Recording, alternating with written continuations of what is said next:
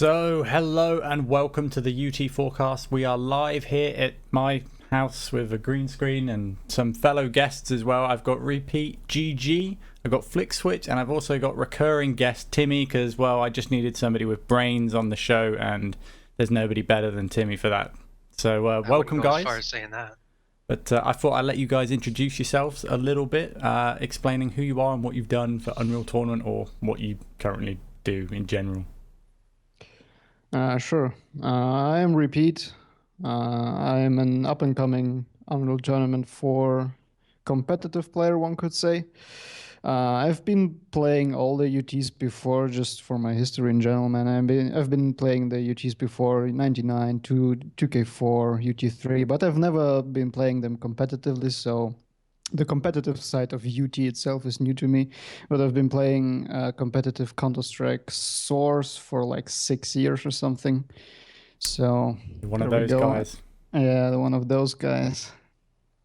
I don't know, never really got into the UT communities, I guess. I've also been doing a lot of mapping for other games and starting to do it for UT as well. Currently trying a few concepts for Team Showdown, which will be out in the next months, I guess. Cool. And yeah, there we have that. All right. So I'm flikswich. I'm pretty new to UT. I played the other games, but only ever offline. So UT4 is the first game I've played online. But yeah, I mostly played Duel and a bit of Team Showdown. But I dabbled in mapping, and I've made a map. Well, I've made a couple, but only one's been successful, you could say. But yeah, always working on new map ideas, and probably going to also work on some Team Showdown maps in the future. Okay, and Timmy, do you want to do another introduction to who you are, or should we just leave it at that? You're just Timmy. Yeah, I'm Tim. I'm not what Zacubus said. I'm not the brains. I think last time everything I talked about was incorrect. So I think this time I'll continue my spreading misinformation and corrupting the UT community from the inside. That's what you're about, Timmy. But, that's right. You know, people make mistakes, and that's what life is all about. And you learn from your mistakes, and you've grown a little bit inside. Let's hope so. We'll see how this goes. But yeah, so first up on the agenda is the increased scale. So how has it felt for you guys? What did you think, rePete? Did you notice any differences? Was it good, bad, or ugly? I noticed the difference, definitely. Especially on smaller maps like ASDF, all the jumps were a little bit easier. I had bumped a few of the ceilings. And a lot of the areas in general, I would say I like it. I like that the enemies are a little bit bigger, a little bit better to see. I guess it has also to do something with the new stuff. The player models are rendered, which they introduced in the build, like the brighter skins or something like that. I can't quite remember what exactly it was, but in general, I like the scale. It feels good. I had to adjust my field of view, though. It felt just a little bit that in close range, I lost my opponent. And that's speaking from Duel, basically. I lost my opponent a lot of the times, a little bit more, basically. Yeah. So I felt that, and then I just upped my field of view of about 5 points, and now I'm fine. Yeah. How about you, Flick? How did you find the scale? Yeah, overall, I think it was a good change. As rePete said, it's definitely noticeable. And I feel like I'm hitting a lot more with hit scan weapons, which is always nice. It's weird. Like, I feel as if I'm hitting less with hit scan weapons. I don't know why. I just felt as if I've not, probably not because I've not played as much as I should have, but I always feel like I'm missing more rather than I'm hitting more, which is odd. It's funny. Now that you say it, I hit a lot more hit scan in Duel, but in Team Showdown, as example, or in team games in general, I hit less hit scan for some reason. Yeah.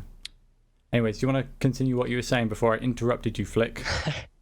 Yeah, so I think it was a good change. Obviously, there are a few issues, certain areas on certain maps that are a bit broken, but I think that's all going to be fixed fairly soon, probably in the next build. Yeah, I remember seeing. Overall, I like it. Yeah, I remember seeing a forum post by Captain Migraine saying I think it should be reduced to 7.1 or 7.5 or 10 because probably scaling issues with some maps. Like he would have to rescale some maps, or I think that was where he was coming from his mapping side of point of view. You guys aren't quite as experienced as mapping it as Captain Migraine, but do you find that's a real issue, or do you think that you should just build around the map? Should I start? So, yes, I'm certainly not as experienced with mapping as Captain Migraine, but I don't think that's a valid point. Just because he doesn't want to change his maps according to the new scale,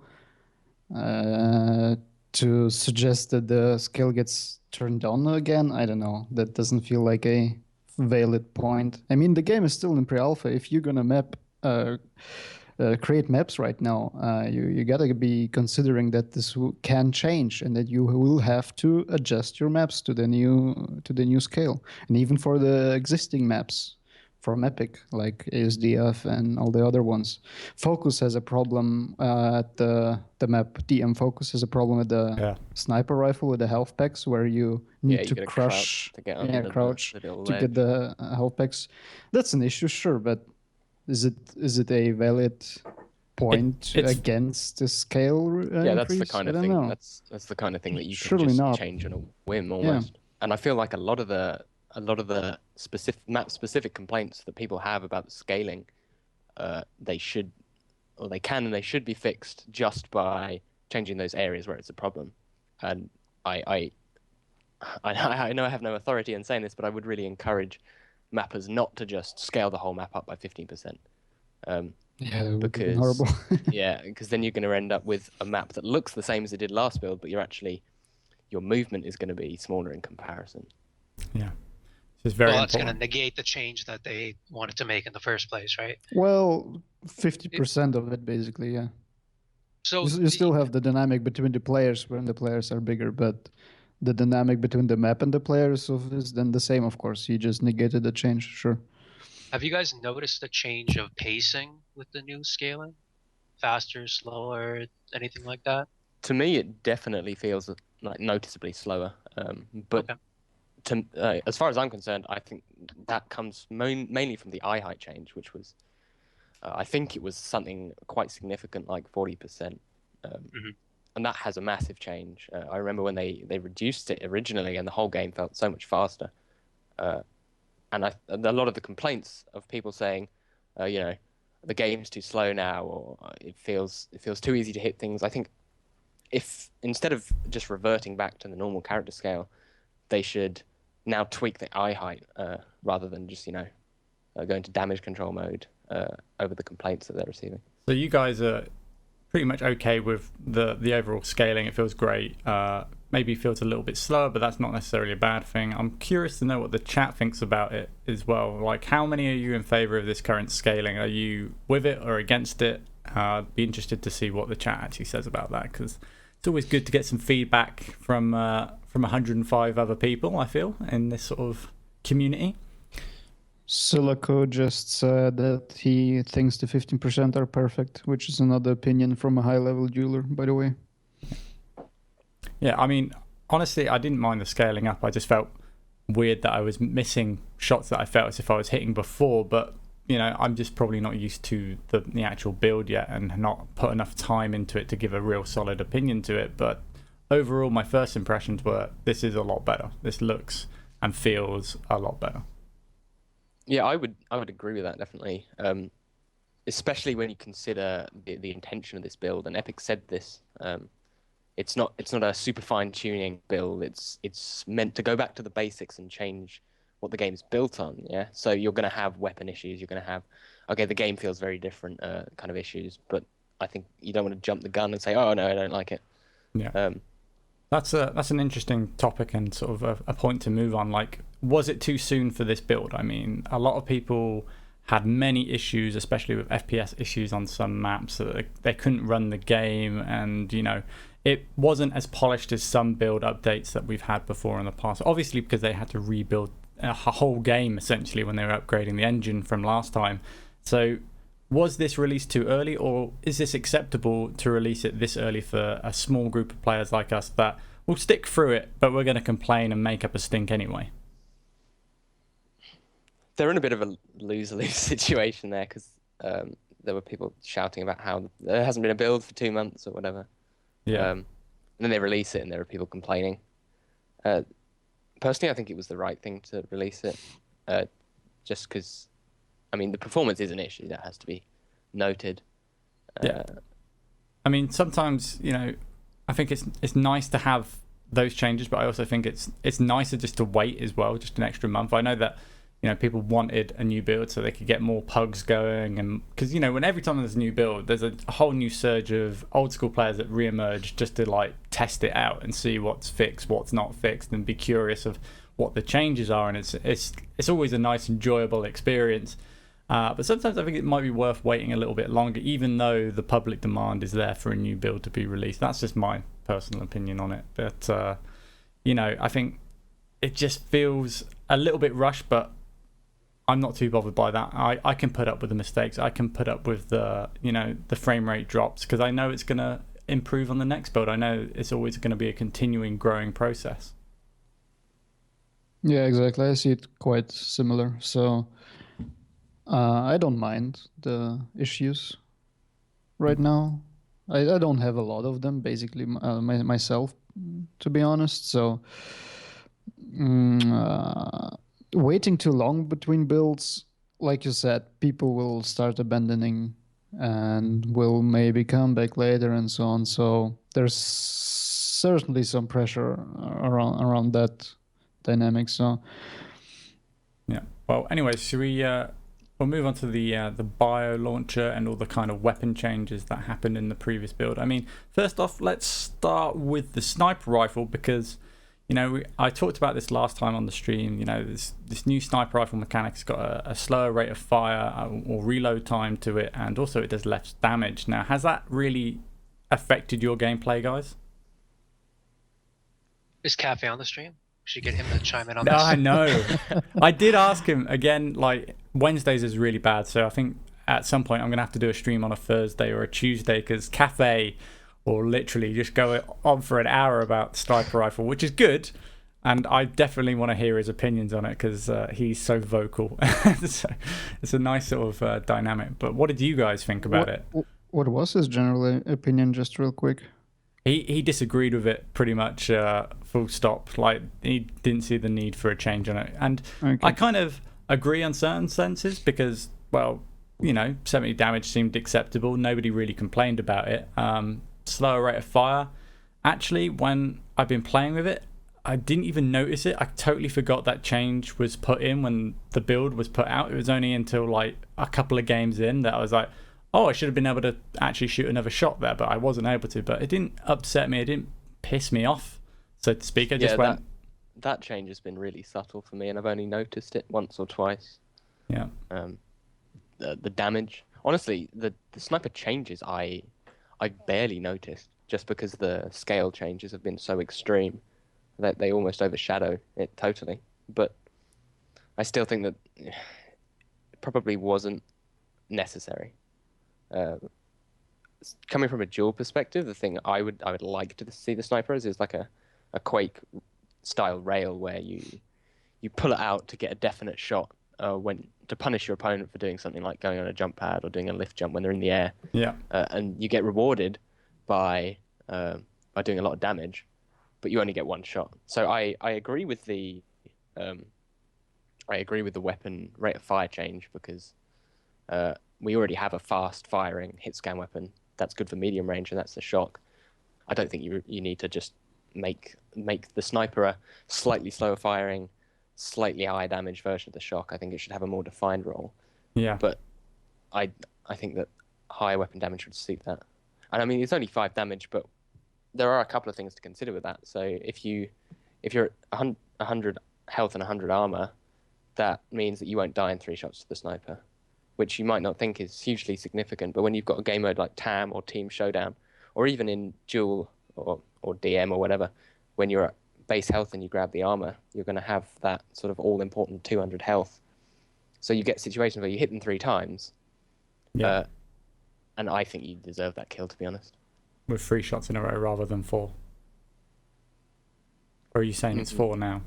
It's 4 now. Yeah. And I don't think that it should be 4. Okay. Fair enough. rePete, your thoughts?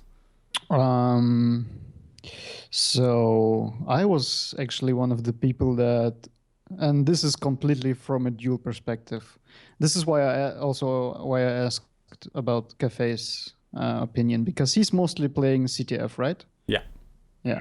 So in CTF, the weapons behave completely different than in duel, right? So everything I say is basically from duel or maybe a little bit of showdown perspective, because that's the 2 game modes I basically play right now. Yeah. So in duel, in the past few months, I felt like the sniper rifle was getting too dominant, to be honest, in high-level duels. Like, nearly everyone started hitting 35-40% sniper shots and just play this long range hit, and then finish it with a rocket launcher or a Lincoln. So in general, a nerf or a change to the sniper rifle, I think is a good thing. But I don't agree with the damage reduction. Okay. Because right now, like Flick also said, like it's now just a little bit a different version, a slower version of the shock rifle. So at this point, if I would be able, or if I am able, but if I would have the time right now to just force myself to use the shock rifle more in the situations where I would use the sniper rifle, and I would probably do more damage in general in the same time. Like three shots or 4 shots from the shock rifle or 3 shots from the sniper rifle. You know, you have more chances as well to hit with the shock rifle. So in general, I think the shock would be doing more damage with the primary over time right now on the long distances. So in that sense, the sniper rifle gets a little bit useless, maybe not useless, but less a little effective. Bit outclassed. Yeah, sure. So you feel the rate of fire is fine. It's just that the damage should just have stayed where it was at. I actually agree with Flick in the regard that the sniper rifle should be a high damage, long reloading gun that's quickly to bring up. And I think that's the key point. Like, bring it up. Yeah. Quickly, take your shot, then maybe back off and change the weapon. I think a lot of people do miss being able to combo their certain weapons. Like, you get a good projectile hit and you've sent somebody flying in the air and you just want to go whack with the sniper rifle as they're flying through the map. And I think there are certain times where you can do that, but it's not quite as often as people would have liked, I think, and I can agree with that. But I don't mind the rate of fire changes. I kind of enjoy them, and it actually feels more, I don't know, heavier with the sniper rifle now. Like, even though it's less damage. For me, it can even be slower. I mean, with the old sniper rifle, even myself, I was playing a lot of rockets in the past. Like very rocket heavy. And before that, I was playing very shock rifle heavy. Now I am playing very sniper heavy because I recognize this playstyle of just chipping away from distance at opponents. Yeah. And I developed and I developed the hit scan aim for it currently, I guess. So it works out. But at the same time, I don't think it's on a longer scale. Like, I don't think it will be fun to play for me personally, and don't think it's very fun to watch after a while, like seeing those sniper battles. So, like I said, I agree with the sniper change, that it needs changing. Yeah. To increase the fun in duel, basically. Okay. Yeah, but not the damage. I think it should have a more defined role, and especially if you had a slightly faster switch time. So if you notice someone in an area and you expect them to jump down, you can switch to the sniper and shoot them. A good example would be if you're around the link gun area or an ASDF and they're up the top. Often you can you hit them take the vials and you expect them to jump down and you switch to the sniper, but there just isn't enough time for you to hit that shot, which is always a little irritating. Because that's the gun for the job at that point. Yeah. Nuku J just wrote, repeat, you have to account headshot possibility. But to be honest, do you really? Like, do you really consistently rely on headshots? Like, is that something you choose in a duel? I think, yeah, most of the time you're hitting if you're hitting consistent headshots, I think that you're just outclassing the other player. Can you really go into that? Like, I'm gonna hit consistent headshots, and that's why the exactly. sniper rifle. I don't think that It's not reliable. That's not realistic. It's weird. But if you're able to pop someone up, like I do enjoy the reactive things, like you pop someone up with a rocket like in Quake, and then you switch and then shoot them or whatever. But in that situation, it would be a lot easier as someone's floating up to get a headshot. Would you agree? So you have rocket damage plus headshot damage. But then there is also something that's not thought of. You also get wall dodge. So if you get popped up and locked against the wall, then there's a choice here. It's like, is he gonna? You can dodge in multiple directions, so it shouldn't be as much of a lockdown it is in previous games. I like that actually. I like that actually, that you can't juggle people like mad. Like in Quake. Yeah, that's... If you juggle people in Quake Live, it's easy as fuck. Rocket, he's dead. Like, if you win the initial engagement when it starts and you manage to get him in the air, you're fucked. Yeah, I agree with Rocket, rePete then on that switch to lightning gun and finish him off in the air. No problem. I find that in Quake, that's probably one of the main reasons why I don't enjoy Quake as much as I do Unreal Tournament, is exactly the same reason that, you know, if you get that perfect engagement, you don't have an escape plan ever, because you will just be pinned to a wall. You won't be able to do anything. Your only option is to fight back and do damage control, essentially knocking off health and stack, which is fair enough. That's fine. But in UT, like, if you get bounced up on a wall, if you think quick enough, if you react quick enough, you can do something about it and you can react to it. But there's always this element where you've got a rock, paper, scissors choice. Is he going to wall dodge? Isn't he going to wall dodge? What's his next move while he's in the air? And that's the intriguing thing. I like to think about those scenarios and go, okay, what are you going to do next, and try and counter that next move. And I think that's a very interesting dynamic that UT has over Quake. Whereas Quake has that quicker movement across a map. That's granted. It doesn't have that combat movement that Unreal Tournament has. But do you think adding a quicker sniper switch would bring some of that in? Like, would it, like the bounce up and shot and shoot with sniper? Like, do you think there would be problems there? I think there's a balance to be struck, because Quake's one extreme where it's easy. Yeah. And UT4 currently, because it's a reasonably slow switch speed. Yeah, you can't do it. You just or there are situations where you literally can't do it because they'll have landed by the time that you've switched. Yeah. So I think it's important to avoid that really sort of easy juggling or those easy combos like in 2K3 where you just switch between the same two weapons. You have to avoid that because that just degrades the gameplay. But by the same token, I think that there should be a balance that we strive for, where you've got an interesting combination where, okay, sometimes it's valid to wait for them to land and then shoot them with another rocket, and then sometimes it's valid to switch to the sniper when they're midair and shoot them. Yeah. So Nuku J answered.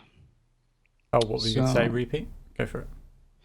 rePete, not relying, but comparing shock versus sniper. There's a headshot to be calculated into the comparison, since they do happen. Yes, but then you also have to take shock combos into consideration. Yeah, exactly. I'd rather take consistent damage that is maybe a little bit lower than the sniper rifle and be able to pop the combo when I need to, rather than having normally less damage done, but the possibility to make headshots.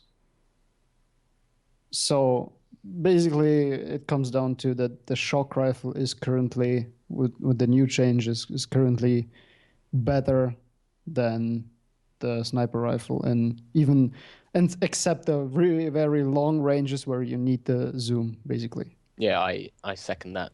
I'd much rather have shock out even a medium to long range battle, I'd rather have shock out. It just seems to be outclassing it at the moment. Well, I think that's the kind of the point you kind of want.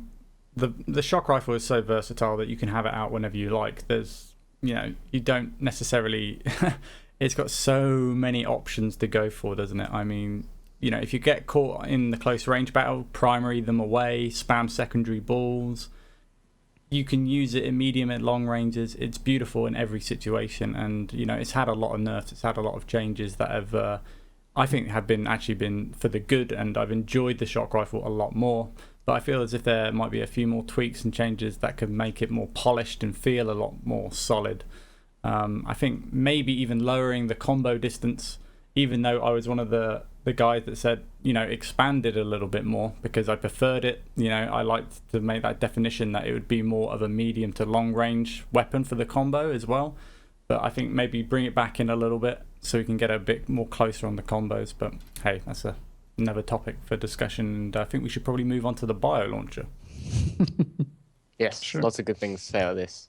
Yeah, so basically the bio launcher is a mutator in the game now. Unfortunately, there's a slight issue with it with the ammo count. You can't pick up any ammo for it. But overall, when we've played and we've played with others, they generally love this new bio rifle. Are you going to play the video, or should we talk about it? Did you even send me the video? You didn't even send me the video, mate. Or did you? I did. Yeah, he linked it. Oh, man, I got totally blown away by it. Anyways, let's hear your thoughts on the bio rifle. I'll post it in the chat later on. But I can whack it up now if you elaborate on why you like the bio rifle. That is. So the primary is what really draws me to the new bio, because it's a totally new thing to UT. This idea that you can really sort of deny a whole area. It just gives the bio this new life, because previously it was just I'm just going to load up secondary and fire at them and hope I hit. But now it's got this purpose, and you can use it. And I've been using it in Duel, used it in Showdown as well, and it's really good fun to use. And just overall, it adds an extra layer to the mind games that you can play with people. It definitely does. I really like the quick firing web now. I think that adds a lot more to the game, especially in Team Showdown, where you can block off essentially an area instantly and force your opponent to go another way, or have to deal with that web initially, and it's a whole different dynamic. The grenades are just so much more superior, and you don't feel as threatened when you're caught in an awkward fight. You don't have to feel like you're going to back away into a corner. You feel as if you can actually confront somebody with it. Anybody else feel that way? Yeah, pretty much. I felt that compared to the old bio rifle, where you had to commit to the secondary, so that's why people never used it actively. If you take out the bio rifle, you load up your goo, and then you have to run around with it and hope that you find the guy and hit him. If not, you have a bad chance of getting out alive. And the new one to me, is fun. Very, very fun. The grenades are awesome. Maybe a little bit too bouncy, I would say, but that's just values, man. That can be tweaked. The general mechanic of the bio launcher is very fun, very nice. The VAP itself, I haven't played a lot with that, probably because of the ammo issue. I would rather shoot 10 grenades than load up one bio VAP. So it felt kind of not fitting together for the weapon. Yeah, the web's my least favorite part of the gun. Yeah, but I still think it's an improvement over the old bio, because for one, that mechanic where the bio follows you along the floor, that's gone, thank God. But yeah. What, you didn't like that mechanic? No, I know, funny that, huh? Anyway, I actually didn't mind it, but everybody else did. I'm too easygoing. That's my problem when it comes to the sort of game development. Any change I can put up with and get used to very quickly. Sure. I can get used to it, and in this case, with the goo following thing, I could get used to it. I used it occasionally, at least in free-for-all games or in team games. But I think how it's done is just way too complex. I'm a big fan of depth, not complexity. Like the more complexity you add to a weapon, the less fun or the less understandable it gets. But if you the grenade, the bio grenade launcher, as example, is so easy to use, but the depth and what you can do with it is massive, man. On depending on the map. And with the old bio rifle with the following goons on, you had 1,000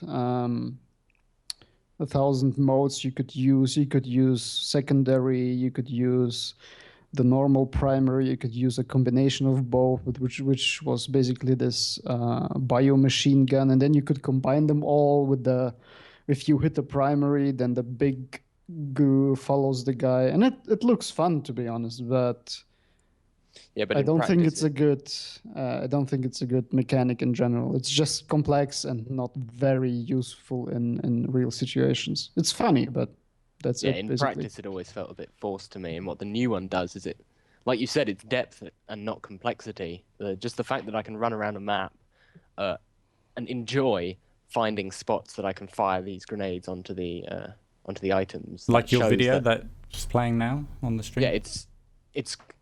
I found that enjoyable, yeah, because you're discovering, you're learning how to use something, not learning, this is what this does and what this does. You're inventing new ways to use it, and I think that's what sets this apart. And I noticed a couple of people in the chat saying grenades have been in UT since UT1, and yeah, that's true.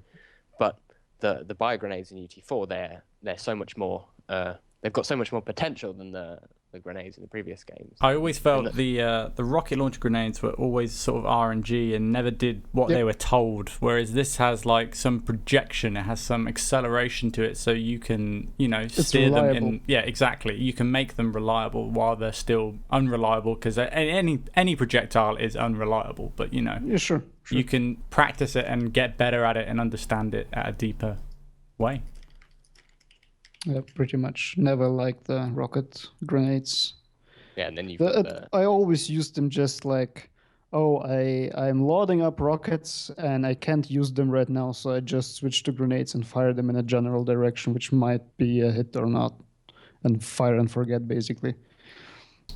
Yeah, and then you've got the assault grenades from 2K4, which I don't think are comparable at all, because what do people use them for? I can't remember those.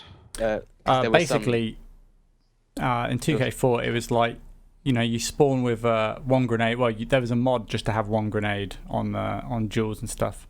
But it was that RNG factor. You just spam it out in the general direction where you respawn. Yeah, you just throw it towards where the enemy was and hope you hit. And there were some cool moments with that, but that was all anyone ever did with it. Yeah, that's pretty much like 99% of what I did with it. Like, oh, I've got this grenade, fire it that way, pick up the nearest gun. Because you'd always spawn next to another gun, which was infinitely better. So why have that like risk of getting in close and firing a grenade?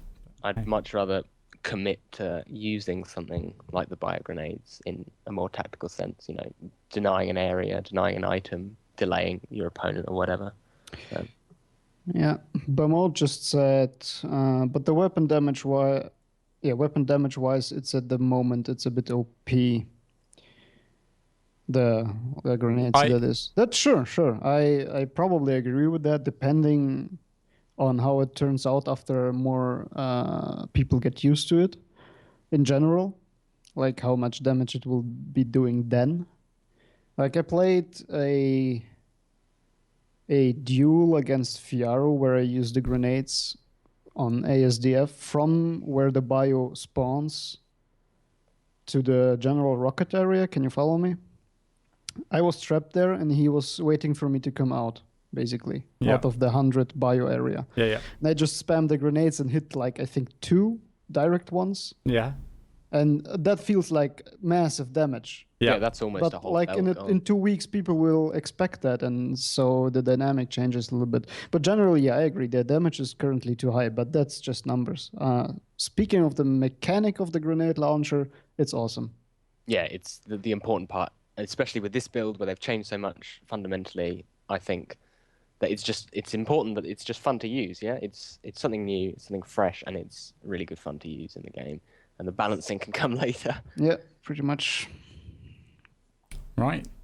Timmy, anything to add on the bio launcher? No, I think you guys have talked about what we're discussing earlier. I think it's great. I think anytime you have bouncy weapons, like it's the level becomes an extension of the weapon, so that's where you get your depth, different levels. You can spend hours.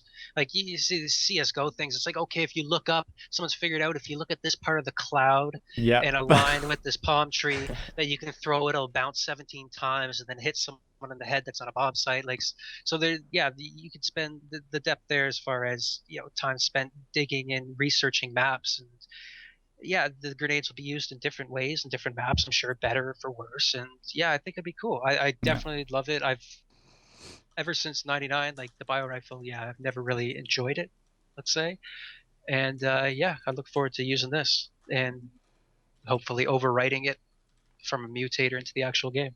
Okay, so there was some flak changes as well in this build. Have we noticed a different? One thing to the Sure, go for it, repeat. one in the chat, MediZ XTP. Okay, said looks like with that it will be even worse to turn around the duel if the other guy just spams those grenades to all locations while maintaining control. To be honest, I don't think so.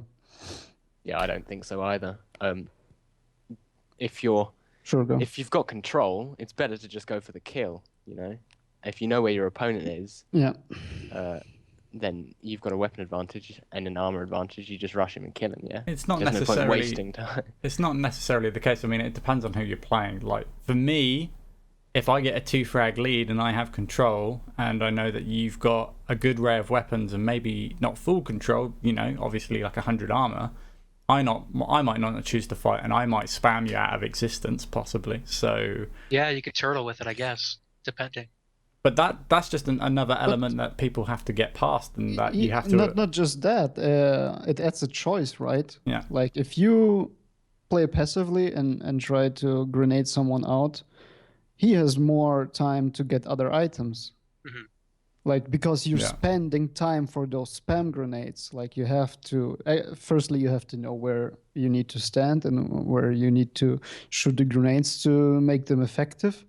And that might not always be in an area where you could easily protect the items from him. So in general, it's just another thing you have to look out for, but I don't think it's a bigger advantage for the guy in control. It's just a different choice. I think it's a much bigger tool for the player who's out of control, because yeah, I agree. Yeah, I mean, it's hard to say, but generally I would agree with that. Fair enough. All right. Should we move on to the flat cannon changes? Obviously, the damages have been changed. The secondary ball, was it 90 damage or 100? Because we were.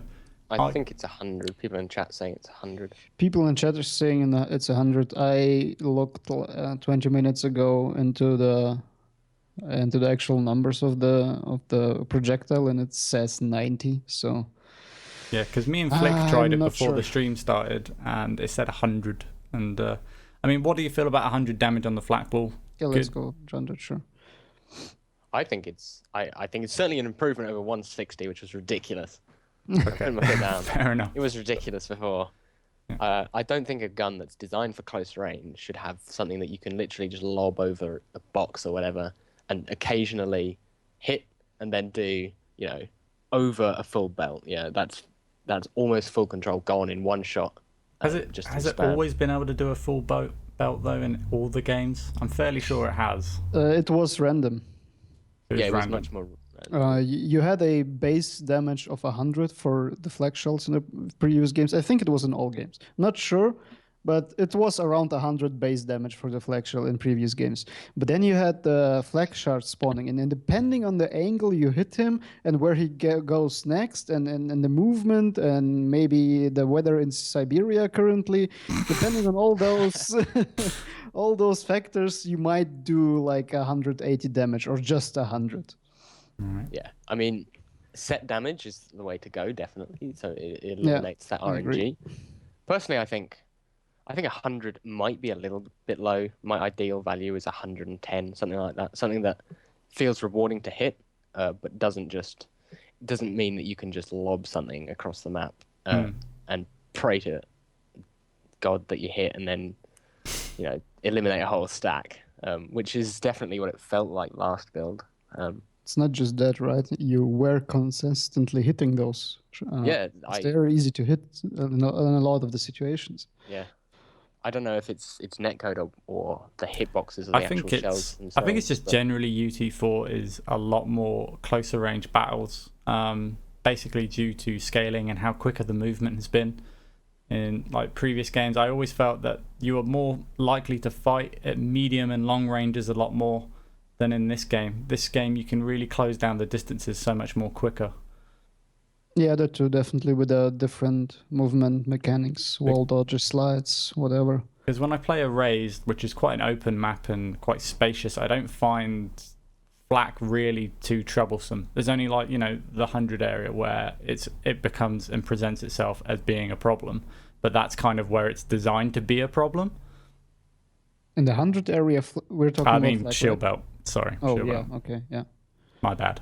I mean, yeah, in those areas, and the belt pit and ASDF, they're designed so that you can be really effective with those guns. But like I said with whatever I was talking about earlier, I think there's a balance to be struck where, okay, you can have them powerful, yeah, good, but you don't want to have them just totally dominant so that you've got no chance if you're stuck there with a different gun.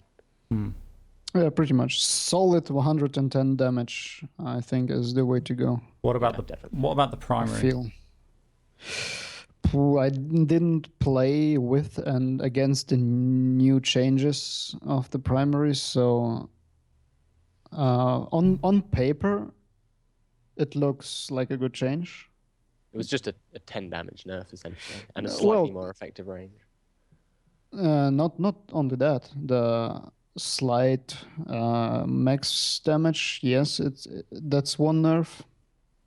And the other one was, where is it? There we go. Tweaks to flak shard overlap radius and flak cannon spread. Now the question is, what does tweaks mean?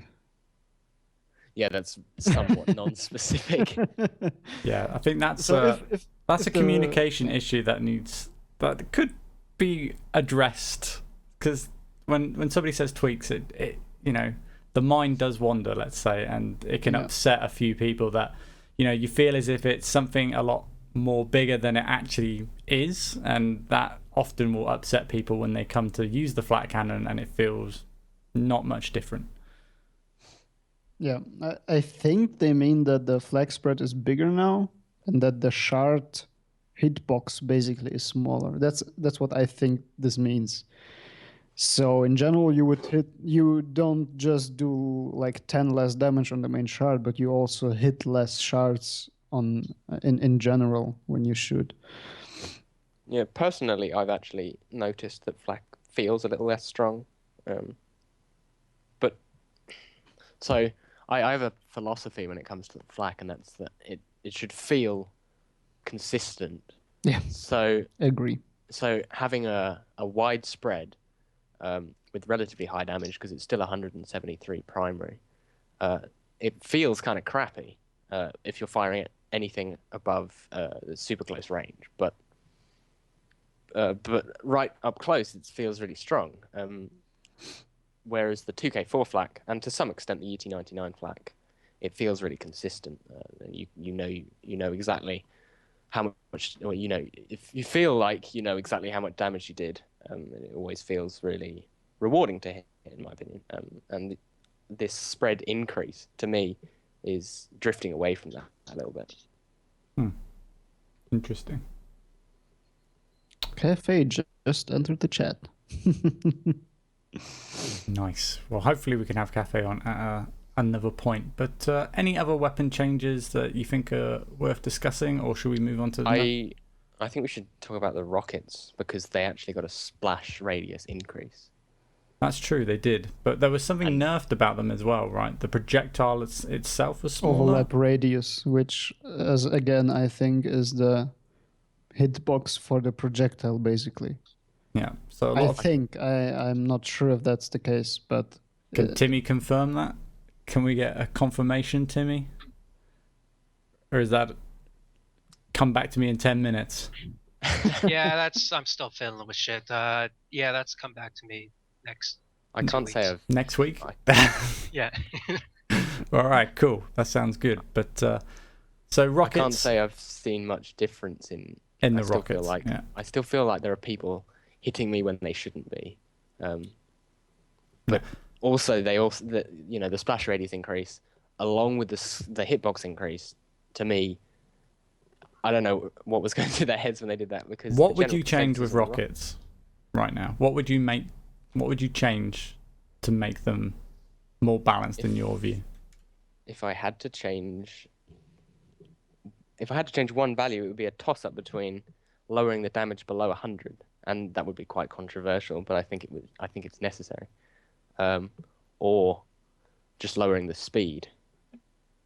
Yeah, there's a lot of issues because I like the speed of it, but I obviously see the implications of how easy it is to hit with the rockets as well. So it's a tough one because I really do like the speed, but you need to make some form of compromise now. Where do you go? And a lot of CTF players keep headbutting into the rockets because they are really fast. You know, they're traveling And across the big. map with translocators and they don't have time to react to get out of the way of them. And that's the problem of that game type in a sense, that you're more likely to run into spam because of the translocator as well. But do you slow them And down? that your goal is not one single target. It's multiple things Yeah. going on. So trying to do that in your head, timing like, okay, he just shot a rocket, but then there's the guy shooting the comet, then there's the flag guy. Okay, the rocket guy's about to shoot again. I should make sure to dodge right when that comes out in the right direction to miss it. Like, yeah, there's a lot more stuff going on. It's easier to get just face smacked with it. Yeah, definitely. It's definitely It just feels like they're too effective for how easy they are to use, in my opinion. So Yeah, either that's you've got pretty to much the issue. you've got to make them less effective, or you've got to make them harder to use. Personally, I think you should do a bit of both and then hit a nice middle ground. But yeah, it's the balance that you don't want to eliminate rockets and flak entirely from the game, and I don't think that's ever going to be the Certainly case now. In this particular game, which is good, but it's just finding that correct balance where people can find that happy spot, which nobody seems to have a happy spot for the rocket launcher at the moment. And it depends CTF, the map. Like if the rocket's in a forward position, like that's in the way to get your flag back, like just trans, rocket, trans, load 3 stacks, and then just like face plant on top of the person and unload, right? So maybe placement in CTF also has a thing, so it's a little out of the way. Yeah. Kind of treat that as a kind of a special high.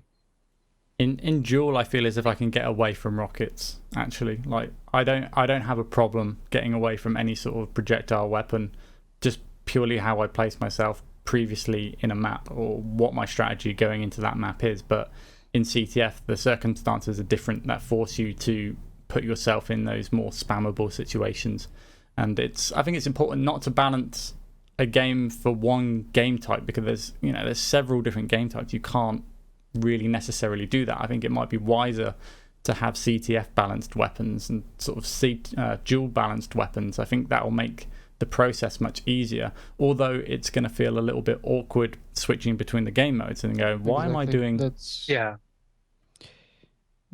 you mentioned, I think that's more of a problem. Yep. If you're jumping to and from, and not everything's completely different, but things that muscle memory. Oh, I can shoot. I know this does this, so I can continue on doing something else, and that. Yeah, I don't know. Yeah, I agree. I don't agree with different balances for different game modes. That's just for the players. It's like, why did that just happen? I thought the sniper does 60 damage, not 80. Like, and it's not communicated, right? So you don't start a game mode and okay, hey, look, this is what changed to the game mode you previously played, and then there's a third game mode which has a completely different balance as well. So it's a lot of confusion there. This is why I also don't agree with different settings for people who just want to play casually or competitive settings, like stuff like the what was it? I had some examples a few weeks ago. Let's take just Basically, you the don't. weapon timers as examples, right? So some people like the timers, some people don't. I basically just don't care for them. It's nice in Duel to be able to check the time on a timer on an item within the game. But I wouldn't mind if they're gone because I time over the clock anyway. Yeah. So then people started saying, well, then let's just have different rules for competitive game modes. And I think that's a bad thing because it just divides the player base and it creates confusion. I think we have loads of problems in the community that we're already divided among the different game types, and nobody can agree which is the game type that goes forward as well. And Duel has been probably the one established game type that has gone throughout the entire series as being the game mode that has gone pushed and being competitive. And it's had changes, and people obviously want the changes reversed, and it gets as you said, it's confusing. There's lots of different options, and which way do you go? And then you've got people making mods saying, oh, we've got better weapon balance here, and they try it and they go, oh, this feels amazing, but yet they don't carry on trying it either, and they go back to the old school issue then, yeah. It's really annoying to try and get people on board with one particular game mode, one particular settings and rules, and if you change that meta, people feel like they're missing out the old school game experience that they had years ago because they want their custom settings, they like their maps, they like their settings, their weapon balances and such and such. To be honest though, it doesn't matter what the old people think, or we old people think. Like, who is this game made for? For us few left from 99 who still love to play some old school FPS, or for people who are getting into the game right now? Well, that's the thing. That's the age-old question, isn't it? I mean, who do you design the game for? Do you design it for the 200 that are currently playing it day in, day out, that love the game no matter what and seem to stay for the changes no matter how bad they get? Or do you make it for the future audience that, there's some certain things to learn and change and progress with, but it's almost like we have to move on in certain ways and in the right way. And what is that way? Well, how do we know? Because we don't even really communicate inside the community that well to know which is the right way. It depends on the changes, to be honest. If it's something like hit sounds, I can live without them, to be honest. A lot of hardcore players, old players say no hit sounds without me. If new, like, this is just an example. If new players don't like hit sounds, then just don't put them in. Like, the core game mechanics are fun for anyone. Whether you're an old player, new player, it doesn't matter. That's like saying RTS games are not fun anymore because they're outdated. That's not true. The mechanics are fun. It's just that the people who are developing those games, let's take, for example, Reflex or the other, or Toxic or the other old school FPS remakes that people bring out today. They go for the hardcore old school route and they will not get successful because they do not adapt to the new stuff that people are comfortable with now, that are used to, like the skin stuff. Yeah. It's a change that doesn't change the game at all. Like, it adds skins to the game. Like, why is that a big deal? Well, I think people currently like it, so why not put it in? Yeah. I mean, to be honest, I think everybody agrees that, if you made a UT99 HD remix or a 2K4 HD remix of the game, they wouldn't be, you just wouldn't last. They would just... Yeah, it wouldn't be around for long, that's for sure. Because you're just missing all these essential features that all these modern games have. I mean, I know that the current game modes that are in game now, or the current rule sets or whatever you want to call them, don't feel exactly like they were in previous games, but they are incredibly familiar when you first jump back in when you haven't played in a long time. And it's, you have that instinct of, exactly what to do, and you can get back into the game. But you immediately remember what it was like back years ago and pretty much get bored instantly, right? I mean, the nostalgia wears off very quickly, and then you're like, within 2 or 3 hours, you're looking for that next new game experience, and Unreal Tournament doesn't offer that yet, in my opinion. Like, there's nothing that draws in a new crowd. I mean, Flick, you're the youngest person here, and the reason that you're probably playing it is because, well, your dad sort of gave you a copy when you were younger. Yeah, my dad got me into UT when I was younger. I used to watch him playing 2K4 when I was like 6 or something. So I certainly played. I got into UT4 just because of that nostalgia factor, and I wanted to experience it for myself. The online sort of world that it has. But I stick around because I assume I'm one of the few people of my age who's willing to, put up with the messy balance changes that go on and stuff. I don't agree with there's nothing new in this game, and that's why it wears off. Because like I just said, the game mechanics are solid. They were developed over years. It's the same with RTS games. All the tactical shooters is basically the same currently, if you don't take Counter-Strike into consideration, which works quite differently to most shooters, right? With the weapon control and the tactical aspects and so on. But everything else is very similar, and it's successful. So it just needs solid core mechanics with a lot of thought put into what's around the mechanics, like what's around the base game. Do we have matchmaking? Do we have stuff like, I don't know, crates, hats, skins? Do we have proper social possibilities to talk to people and get into the games easily? Yeah, that's more important, because the core game mechanics are there, and they're fun, and they were fun since '99. Yeah, or even before. I know I just said that people just don't find something new, but I've always found something new in this Unreal Tournament, and I've enjoyed every minute of it so far. And if I didn't, I wouldn't be here. It's as simple as that. But you're right. It's just building the right core systems behind it that make the rest of the game intriguing and satisfying to get into.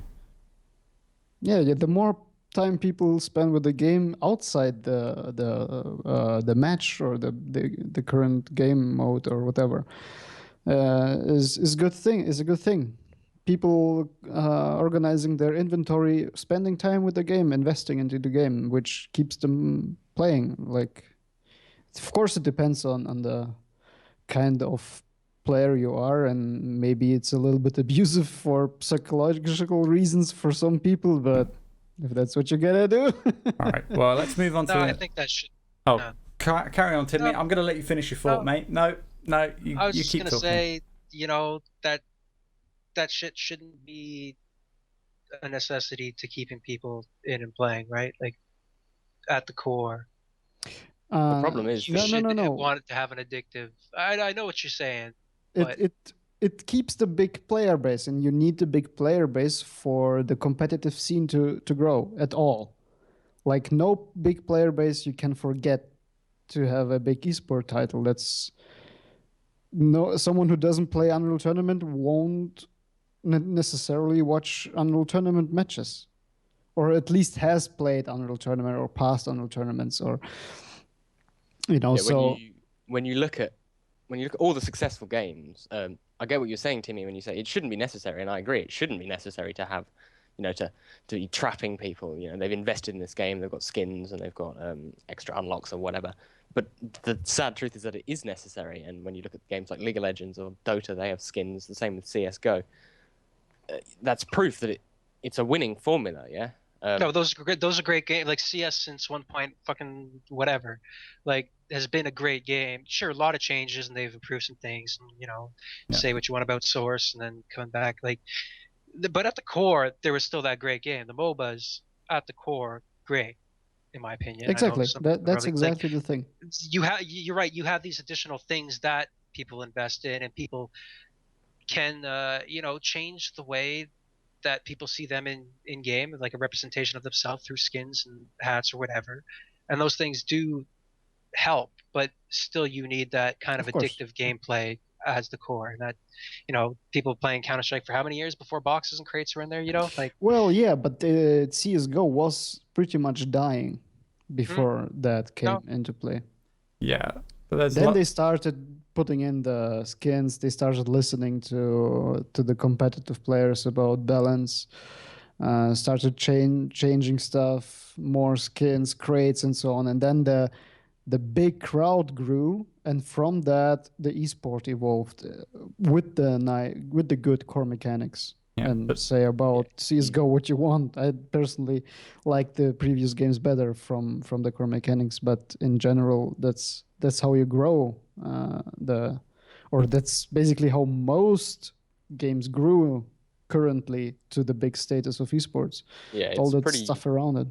It's pretty evident that we're gonna need extra stuff, and I don't think you'll find many people, although there are a few, who'll say, we don't want cosmetics or whatever, but we're gonna end up with them, but you need this balance between having attention on that and attention on the core gameplay, because like you said, all those games have great core gameplay to me.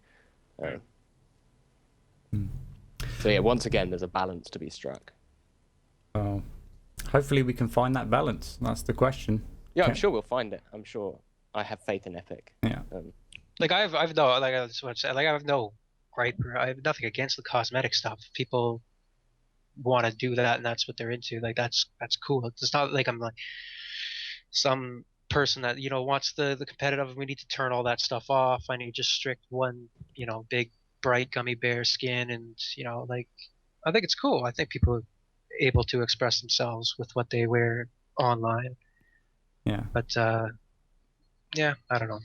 Well, what I like about the cosmetic stuff is that you can make it more community based and draw people in with that community feeling, like Dota does. When one team wins the international, there's a shield and it has all the team players' names on the shield in game that you can hover over, and you see that who won the international that year. And I'd love for Unreal Tournament to, if I've said this many times before, but if Hypno won like the Unreal Tournament Championship, that he should be put in the game, and he should be, the last bot on the single player campaign if you wanted. But in the UT universe, having redesigned into the UT universe as Hypno the Necrus or whatever, that'd be a really cool community skin thing nice to idea. add, that people would go, wow, man, that's the guy that won it this year. And you get to play him as a bot, and that'd be really cool to see that kind of... Yeah, man. Like even more, like if you have the marketplace and people can create their own stuff, even lower level than that, not Yeah. professionals and stuff like that, but even just popular streamers, right? If that's another way they can monetize playing more UT and people watching UT, they can support their streamers. Yeah, they can do it through Twitch or whatever, but maybe it's better for them to directly buy a hat or a weapon that has their streamer's name on it or something like that, and they can monetize through that, and it could be better for them. Yeah. But anyway, let's move on to the next topic, which was are the graphics too damn high? ? So visibility issues probably still apparent on some of the brighter looking maps out there. So what are your thoughts on them? rePete, let's hear them. So yeah, I brought up the topic, so I should start, right? Yeah, definitely. So my problem with the graphics is not the visibility. Visibility can be tweaked in other ways as well. It's a part of the high details of the current maps, like Outpost or even worse on Titan Pass.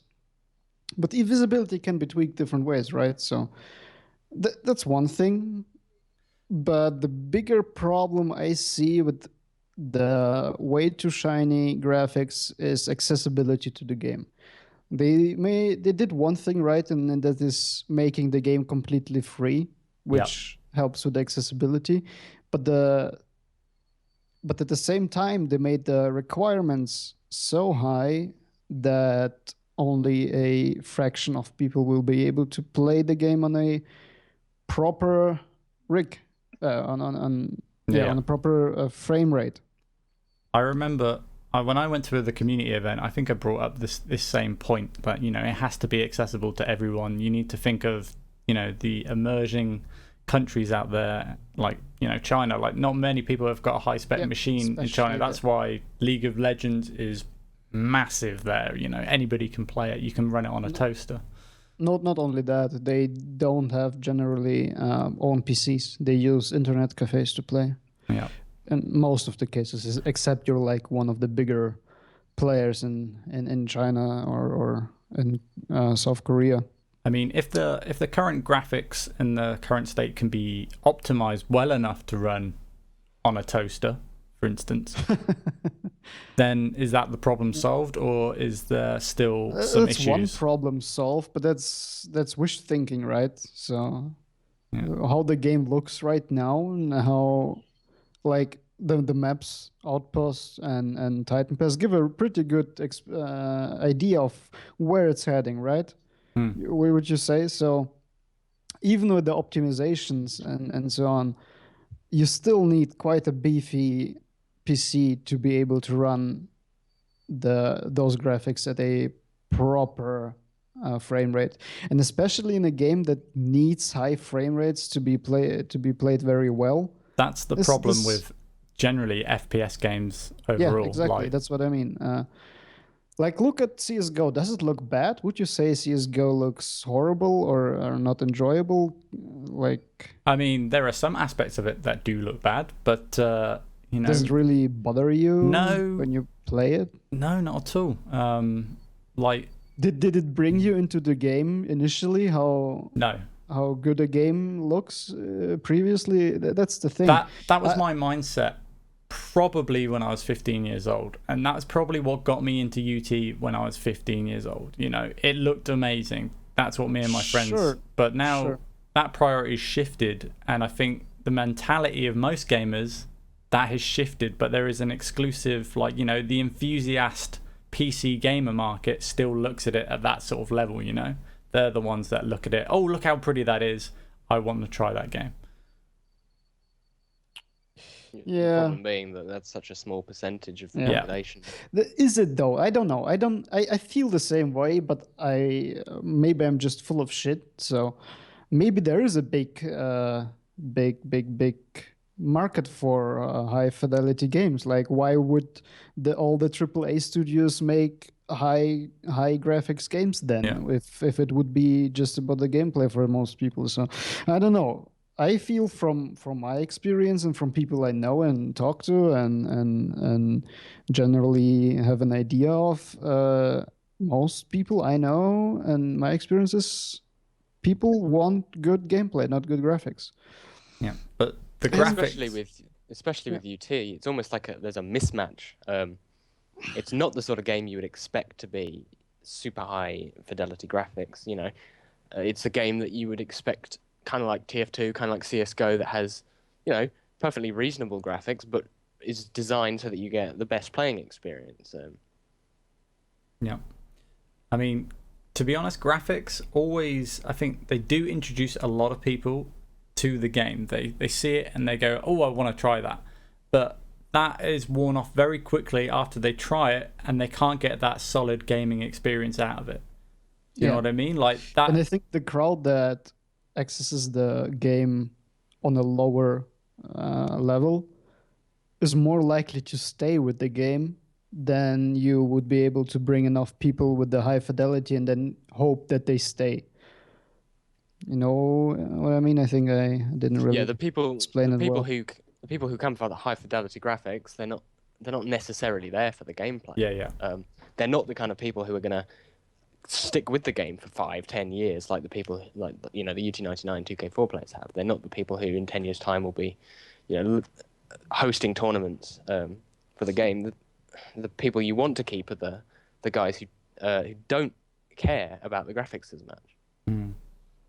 I think the computer market has changed dramatically since we first started. Like, I remember playing UT 2K4, and it was just my dream to get like 120 hertz monitor and get a really good graphics card to run the game right. And I'd spent like probably 2 years playing on really bad FPS, putting up with the struggle that was very much real. But these days it's completely different. Like if a game doesn't feel smooth and responsive at the start, you're less inclined to stay with that game. You're going to move on to something else very quickly, because there are so many other polished so many products. other games. Yeah. You just go to the next one if it's not satisfying. If there's something that big that's just immediately a barrier to a certain percentage of the people that you want to play the games, then that's going to dramatically hurt the number of people who stick with the game. Yep. And I mean, you can increase the fidelity over time, right? So that's the plan. That should be the plan. Yeah. Start low, and then do what Dota did, do what League of Legends did. Build up the graphic World engines. of Warcraft. Yeah, like build them up later. Don't make it too good at the start. Let there be room to grow. And I'm fairly sure that the engine is fairly capable of growing from where it is now. But Yeah, maybe sure. maybe start down a peg or two down the line. I mean, we want that cool looking graphics, but there's got to be a compromise that we can make sure that we get a lot of people playing this game constantly for the fun gameplay rather than the pretty looking stuff. But yeah, there's something I wanted to bring up, which is like meshes in maps being reliant on graphics settings. And I know Captain Migraine, he remade a map in UT3 called The Impure, and it had this slider on it where you could choose the ultra high settings and it looked amazing, and then you had the lowest settings, which still looked good, but it ran really well because he'd set it up so that it would remove meshes, remove unnecessary aspects of the map that were only there for graphics. Yeah. And I think if UT4 could employ something like that, and it could still have really good texture resolution, really good graphics effects, then that could be a potential fix to some of these issues. Well, I think that stuff is in place. Am I thinking like UDK? I don't know. Like when you select like a mesh, I think there was like a high, medium, and low. I don't know if that's rigged up to the graphics settings. I don't know. Like it's. I'm pretty sure it's there. I'd have to double check, but and then the mesh guy. I know they were having some. I was talking to Pete last time we were there, and he was working on. There was like problems with the LOD and like when it would like the light maps, so light maps wouldn't look correctly on lower things and have these weird popping and shadowing issues. So I know there was talk about sort of fixing that up. Maybe, I don't know. Like I don't know the rigs that people are playing that are having problems with. Like I'm looking at the Valve hardware survey, and it looks like it was like higher computers than I thought people had. But I like, are these people that are complaining? Do they have like 10-year-old PCs? What? I don't know. Performance is weird. It's hard. Yeah. You said fix your name, repeat. What did I do wrong with your name? Look at the overlay, man. What's wrong with it? It's fine. Is it the GG? It's the ETE being big, man. Oh, sorry, man. I can't change it. I have to Photoshop it to change it. Okay. You failed, Zach. Oh, Failed us all. Ruined sorry, the whole evening. I got a message on Skype saying fix my name, like in a It very said it passive like- aggressive. Like half an hour. Yeah, like I don't know how long it was there for, but I clicked on it. But anyways, the graphics, it's a tough one, man. I always felt that the look when this game was first announced, my initial thinking was, please don't do what you did in the previous games. Make them engine tests. And even though when I went to the community event, I said, why did you like always push the boundaries too high for the current PC models? They're like, oh, we didn't do that by design. We didn't do it for an engine test. We just did it. We thought that's what people wanted. So, you know, that looked cool. It looked cool. It looked fucking badass. But from, it wasn't like I said, why? I mean, I understand that you're trying to sell an engine. It's like, no, seriously, it wasn't that. It was like we just tried to make a game look as cool as possible. And I think, it would be good to have some more groundbreaking, lower textured maps and sort of break the game down to a good stylized look. That was what I was hoping for, a more stylized look with this UT, like something not completely realistic, because I think that's really unattainable in gaming in general, especially with a futuristic shooter. But hey, that's... And in my opinion, it lets the game look less mature in some kind. Like, it's the same with the gore. Yeah. I love gore. I love to play gory games. But for an esport title to have like people explode in 50 different pieces with blood all over the place, I don't know. That would be something I would show my parents to look. This is a sport, you know. They're like, what the fuck? Why is there half the screen full of blood? You're from Germany, aren't you, rePete? I am Russian and live currently in Germany. Yeah. Yeah, they're so strict on the Yeah, that too. Like, and Germany is like the esports country at the moment. Like, all the production companies for esports company in Europe are in Germany, and you know, Gamescom is the biggest, like, you know, show that happens every year with Intel Extreme Masters there, and they would have to section off a whole section just for the over 18 market, and it's like, you're not getting any new players in because of this now, because of the Gibbs, and you know, it's just such a small thing that could have such a big impact. Yeah, it doesn't have to be there. It could be replaced with something a lot more family friendly, and that. But does it need to be? It might spoil some of the charm, but if you're sacrificing, if you're sacrificing player numbers for something that isn't totally necessary, then you know, I don't think that's a great. Who's decision. turned off by Gibbs?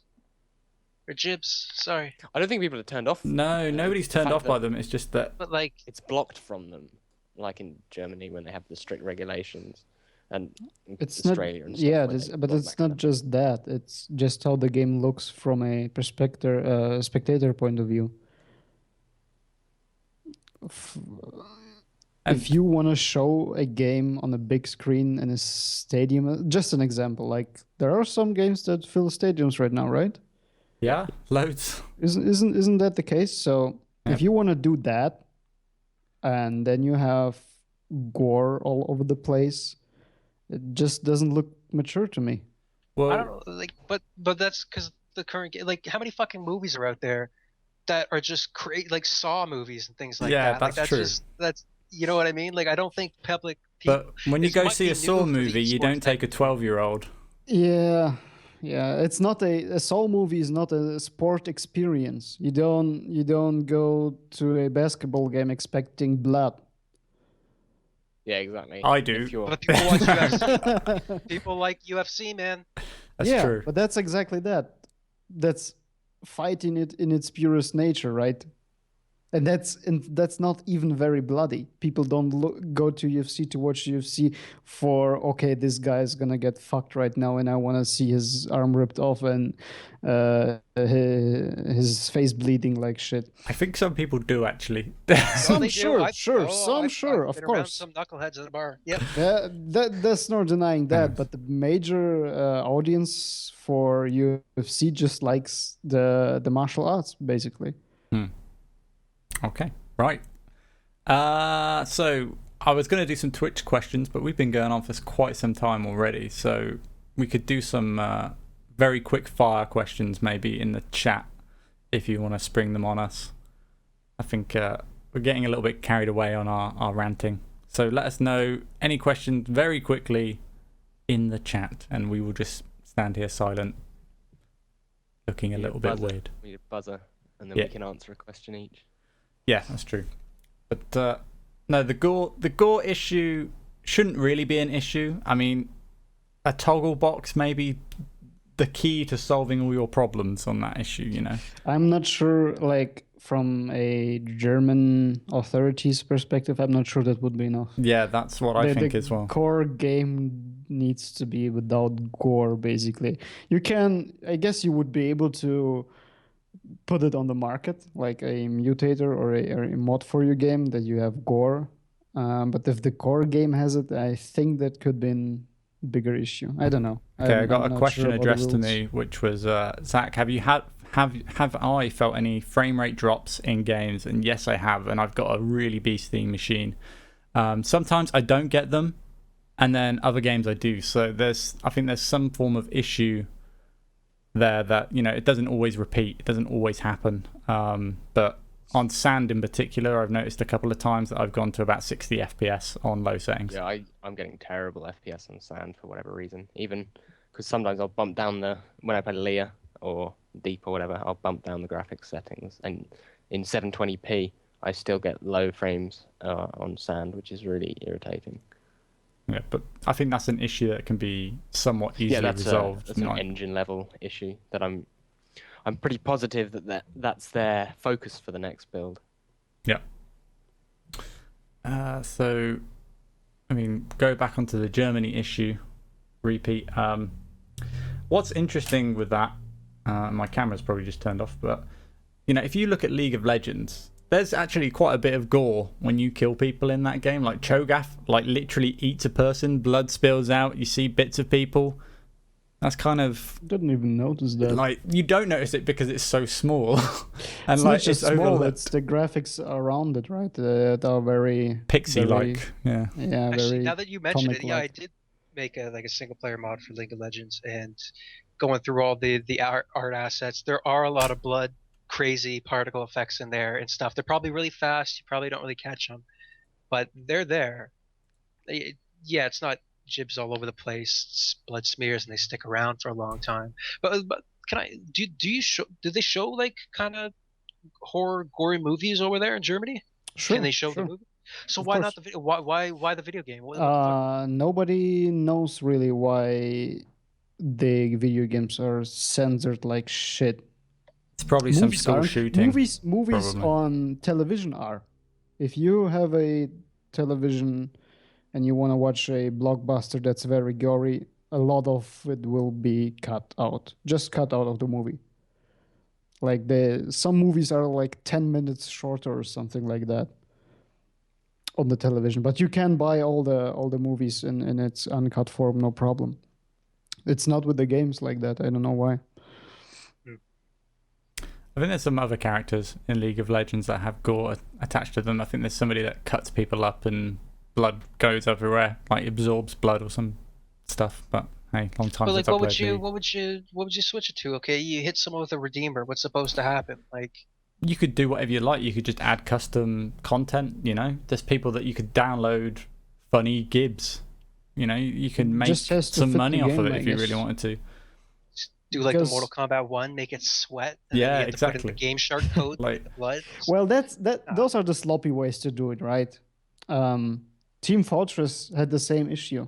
I think when they tried to go free to play, they had the issue with the gore because initially Team Fortress 2 was very gory, like people were blown in bits and pieces and blood all over the place. Yeah. And at some point they replaced it with random scrap, like random Robot. stuff. Just That's- the characters just explode in fucking miniature bikes and whatever you can think of as a generally innocent everyday item or something like that. Yeah. And that fitted okay, I was turned off by it in the at the first when I tried it because like, hey, where's all the blood gone? But in generally it fits the game. It's okay. It doesn't take anything away. And you just need to find something like that for UT. There's a good question from Blue Armature, which is, do you think some of the more advanced movement mechanics are underpowered? So I assume he means slide, wall slide, that kind of thing. Actually, no, not really. I think they all have their place. I've used slide in a number of different situations just to throw off somebody's hit scan aim, and it has worked. I've seen shots go right over my head, so I always mix up my movement in many different ways, and I don't think there's anything that's really underpowered. Would you say? Yeah, I'd agree with that. I think everything has its use at the moment. A lot of the strafing that he mentioned, the issues, because there were some issues last build, and I think this scale change actually that acts to resolve those issues. You know, because you've got a bigger hitbox, you're strafing at the same speed, so your character is just it's going to be moving less from what the other player can see. Yeah. Also, there's the netcode. What about which sprinting makes it though? frustrating. I guess that's the only issue. Sprinting, honestly, I think it's underpowered, but I like the fact that it's underpowered because if you could use it all the time, it would just be broken. Yeah, I agree with that. And I actually have used sprint to a number of occasions that have benefited me in a game where you don't use it in combat, which makes sense, but you get to A to B very quickly, and you can actually, if somebody's not thinking about sprinting, you can beat them there before they get there through conventional dodging, etc. Like Decket's really good on, for instance. I think the only map I've ever used sprint on is Deck, when you're going from the 50 corridor to the sniper or around the rockets area. I use it on Temple a lot as well. Oh yeah, true. But there are limited cases. Yeah. Where Well, it's actually CTF, you can use it a lot. Oh yeah, the famous CTF sprinting runs, which are a growing popular trend on YouTube, where you don't get harassed once and you make it from A to B without getting touched. It's a good thing. It's like, the faster you can break line of sight, the more they got to pull the translocator out again. So yeah, it works out. It's certain maps, obviously, against certain players. Yeah. I mean, from my perspective, that's not particularly entertaining to watch. No, you're absolutely right, but it's effective. Just a guy holding one button and walking away from other guys. So, Nova's had a question. Team Showdown potential or bust? What are your thoughts on that, guys? I think it has great potential, honestly. Definitely potential. Needs a lot of work, I guess. But This could be a whole other 30-minute Yeah, conversation. we'll just leave it at that for now, but maybe a topic Definitely for another potential. time. Yeah, I think a lot of game modes have a lot of potential. It all depends on how we group up together as a community and support that one competitive game mode, because I think we all want a big team game, but I don't think we can all agree on something at the moment, which is the main issue. But maybe that issue will resolve itself when Epic just go, you're going to play this, or it's going to be that, or it's somebody who makes that mod that makes everybody go to it. At some point, they will need to do that. Yeah, I think. But that's why we're going to be doing the Testers Cup, and still been working on that bad boy. So it will be coming out soon, where you can get to try different game modes, different weapon balance changes, all that kind of stuff. So that's what I'm hoping to do in the Testers Cup. But need to build those assets. What are you planning on doing first? We're going to do some Showdown. We're going to do Team Showdown first, both in EU, America, and I was also thinking in Australia as well, because we leave those guys out way too much. And quite good CTF pug scene. They do, but they're just a really good active community that keep everybody together, and they keep playing together, and they always sort of pug. And they've been lacking a bit of love, I think. So get some Australian stuff going on, and then we can work on different game modes once we do that. And then we'll do I aim to do one of these cups once a month, but there are a lot of work to get everything made up and done. Right, I think we should probably end the stream on that note. All right. And guys, thank you very much. rePete, flikswich, and of course TimeH. Thanks for all your input. Definitely. Been great as no always. problem. And thank you, chat, for all the awesome questions, etc. And yes, Whale, we'll do a Testers Cup with your weapon set at some point for sure. And all right, see you guys later. Bye-bye.